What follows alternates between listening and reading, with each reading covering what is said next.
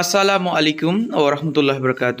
আজকে আমি আলোচনা করব আল আমিন মিশন বাংলা মিডিয়াম ভর্তি পরীক্ষা সিলেবাস অষ্টম শ্রেণীর জন্য, অর্থাৎ যারা এইবার ক্লাস 7-এ পড়ছে এবং ক্লাস 8-এ ভর্তি হওয়ার জন্য আল আমিন মিশনে পরীক্ষা দেবে, তাদের পরীক্ষার সিলেবাস অর্থাৎ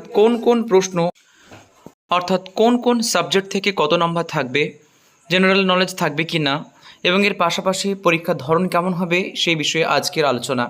তো যারা যারা সিলেবাসই জানে না, তাহলে তারা প্রিপারেশন নেবে কি করে? তো চলুন তাদের জন্য আজকের এই ভিডিও। বাংলা মিডিয়াম 2025 শিক্ষাবর্ষে অষ্টম শ্রেণীর জন্য থাকছে আজকে আল আমিন মিশন ভর্তির সিলেবাস। সো চলুন শুরু করা যাক। অষ্টম শ্রেণীর জন্য যে সিলেবাস রয়েছে সেই সিলেবাসের মোট পরীক্ষা হবে 100 নম্বরের, অর্থাৎ যারা ক্লাস 7 থেকে 8-এ ভর্তি হতে চায় তাদের জন্য মোট পরীক্ষা দিতে হবে 100 number out of 100 marks.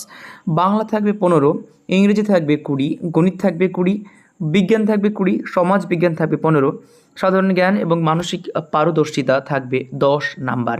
Total থাকছে 100 নাম্বার।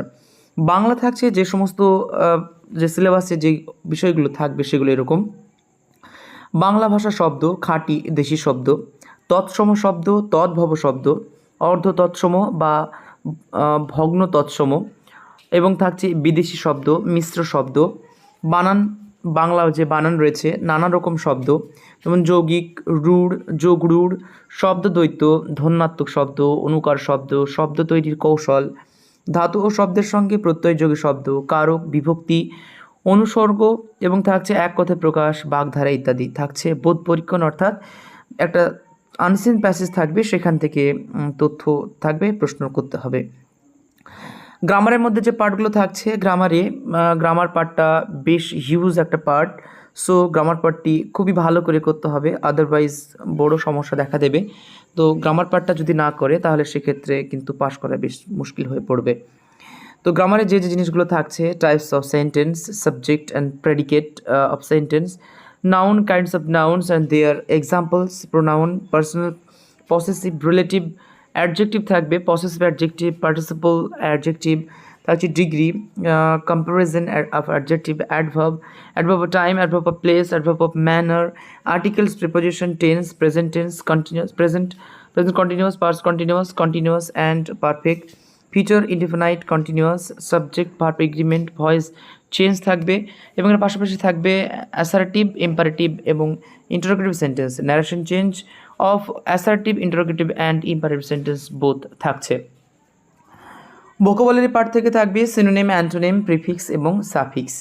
এবং গণিত পার্ট থেকে, অর্থাৎ গণিতের যে পার্ট রয়েছে সেখান থেকে থাকবে গণিত প্রভা যে বই, সেই প্রভা বই থেকে অধ্যায় নম্বর 1 পূর্বপাঠের পুরোনাচলা থেকে শুরু করে 17 নম্বর পাঠ আয়তক্ষেত্র ও বর্গক্ষেত্রের ক্ষেত্রফল পর্যন্ত।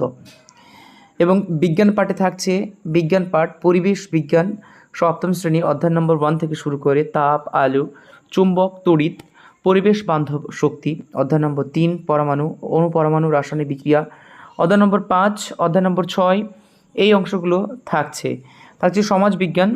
সমাজ বিজ্ঞানের মধ্যে যে যে পার্টগুলো থাকবে সেগুলো হচ্ছে ইতিহাস, পাঠ্যপুস্তক অতীত ঐতিহ্য, প্রথম অধ্যায় ইতিহাস ধারণা থেকে ষষ্ঠ অধ্যায় নগর বণিক ও বাণিজ্য পর্যন্ত। ভূগোলে থাকবে আমাদের পৃথিবী, প্রাকৃতিক ভূগোল, পৃথিবীর গতি, ভূপৃষ্ঠের কোন স্থানের অবস্থান নির্ণয়, বায়ুচাপ, ভূমিরূপ, নদী, শিলা, মাটি, আঞ্চলিক ভূগোল, এশিয়া মহাদেশ এবং আফ্রিকা মহাদেশ থেকে।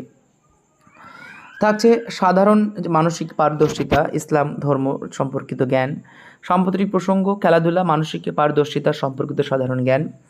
এবং এর জন্য যে সিলেবাসের বই রয়েছে সেই বই পশ্চিমবঙ্গ মধ্যশিক্ষা পর্ষদের দেওয়া ক্লাস 7-এর বইগুলো ভালো করে পড়তে হবে ক্লাস 8-এ পরীক্ষা দেওয়ার জন্য।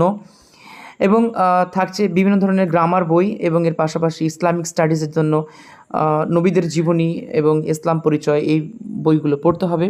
পাশাপাশি সাম্প্রতিক ঘটনা সম্পর্কে নজর রাখতে হবে, এবং খেলাধুলা, জিকে, সঙ্গীত শিল্পী ইত্যাদি ধরনের প্রশ্ন থাকবে। সো এই ছিল আল আমিন মিশনে ক্লাস 7 থেকে 8-এ যারা ভর্তি হতে চায় তাদের সিলেবাস। সো পরবর্তী ভিডিওতে আলোচনা করব এর নমুনা প্রশ্ন নিয়ে। তো ফার্দার কোনো রকম ইনফরমেশন পাওয়ার জন্য হাফিজের ইউটিউব চ্যানেলটি সাবস্ক্রাইব করে রাখুন ফার্দার ইনফরমেশন পাওয়ার জন্য। সো আজকের ভিডিও এই পর্যন্তই। আসসালামু আলাইকুম ওয়া রাহমাতুল্লাহি ওয়া বারাকাতুহু।